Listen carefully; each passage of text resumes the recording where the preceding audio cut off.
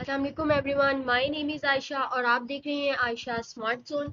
आज की इस वीडियो में हम CS 606 लेक्चर नंबर 11 डिस्कस करने वाले हैं।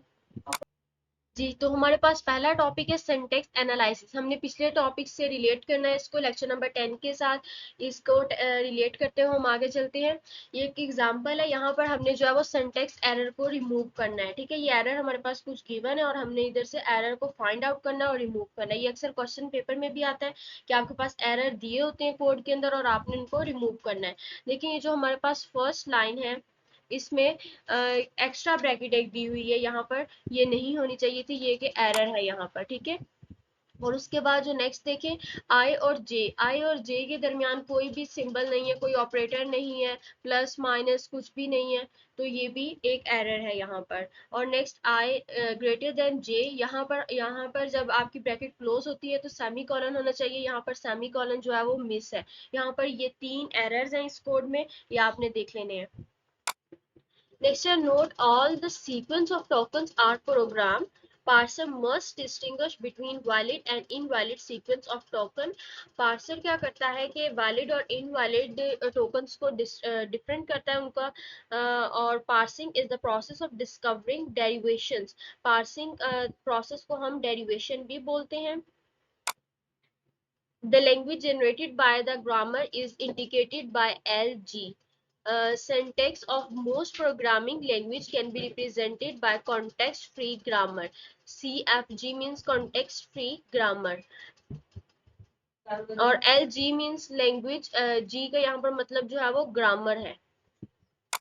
नेक्स्ट यहाँ पर ये फोर बताए गए हैं पॉइंट्स G एंड TP, इनको हमने आज पढ़ना है। S is the start symbol, N is a set of non terminal, T is a set of terminal, P is a set of production.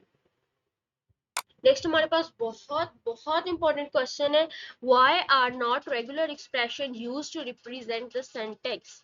Regular expression जो है वो क्यों नहीं यूज किया जाता, तो उसका रीजन यहाँ पर है। The reason is that regular language do not have enough power. इसके पास जो है वो इतनी पावर नहीं होती कि वो जो है वो एक्सप्रेस कर सके सिंटैक्स ऑफ प्रोग्रामिंग लैंग्वेज के सिंटैक्स या एरर को फाइंड आउट कर सके।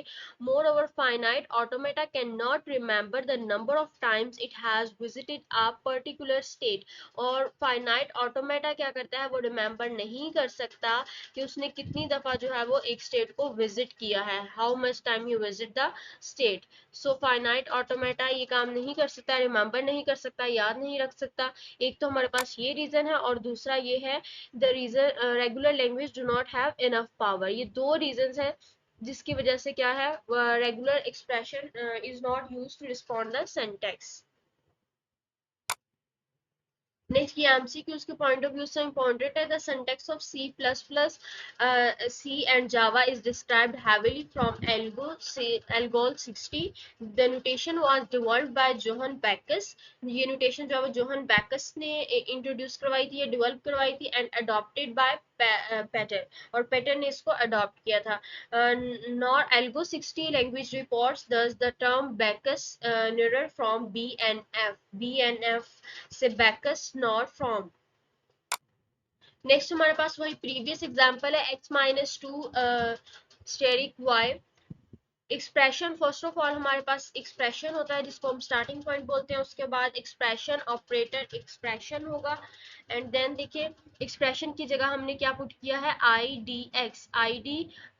ठीक है, ये हमारे पास एक्सप्रेशन आ गया। Operator expression as it is आएगा, फिर 5 नंबर पे रूल जो हमारा था वो लगेगा यहाँ पर IDX एक्सप्रेशन।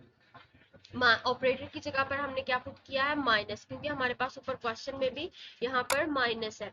क्वेश्चन को हमने देखते हुए यहाँ पर जो यहाँ पर वैल्यू थी ना माइनस थी, तो हमने यहाँ पर भी अब वैसे ही पुट कर देनी है, माइनस को पुट कर देना है।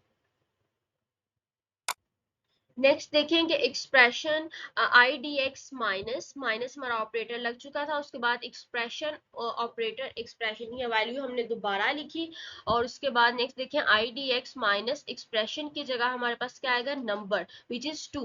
नंबर हमारे पास क्या है, 2 है, तो वो नंबर 2 आ जाएगा, operator expression as it is. फिर उसके बाद I D X minus number 2, और देन हमारे पास ऑपरेटर है, ऑपरेटर कौन सा है, स्टैटिक का, ये मल्टीप्लिकेशन के लिए जो यूज करते हैं वो हमने यहाँ पर पुट किया। करने के बाद एक्सप्रेशन एज इट इज रहा, I D X minus number 2, and then expression की जगह हमारे पास क्या आ जाएगा, आई डी वाई। इस तरह हमने इस एग्जाम्पल को कर लिया। Such process rewrite is called derivation, and process of discovering the derivation is called parsing. Process जो होता है जिससे हम discover करते हैं derivations, उसको हम क्या बोलते हैं, parsing भी बोलते हैं, which is a non-terminal to replace different choices can be lead to different derivations. तो derivations की जो हमारे पास है वो दो types हैं, कौन कौन सी हैं, left most and right most. ये आपने लाजमी याद रखनी है, left most and right most, ये अक्सर पेपर में आ जाती हैं। नेक्स्ट हम अगले लेक्चर में जो है वो राइट मोस्ट और लेफ्ट मोस्ट को भी डिस्कस करेंगे डिटेल के साथ। आज की वीडियो में जस्ट इतना है, यहाँ पर हमारा लेक्चर नंबर 11 जो है वो एंड हो गया है। मिलते हैं अगली वीडियो में, अल्लाह हाफिज।